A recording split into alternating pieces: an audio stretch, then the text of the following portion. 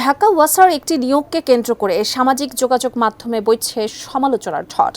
এরই মধ্যে ঢাকা ওয়াসা তাদের অবস্থান পরিষ্কার করেছে। এই নিয়োগ প্রক্রিয়ায় ওয়াসার কেউ জড়িত না থাকলেও তাদের জড়িয়ে বিভিন্ন সংবাদ মাধ্যমে সংবাদ উপস্থাপন করা হচ্ছে বলেও জানানো হয়েছে।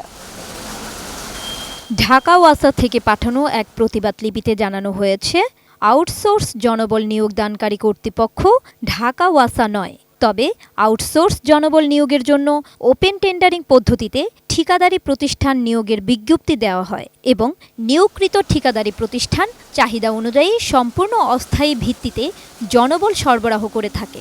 তথ্য বলছে, হাসিনার অন্যতম দোসর ওয়াসার সাবেক এমডি তাকসিমের আমলে সুবিধা পাওয়া বেশ কিছু ব্যক্তিরা ওয়াসার বর্তমান সচিব মশিউর রহমানকে ফাঁসাতে গণমাধ্যমে ভুল তথ্য সরবরাহ করেছে।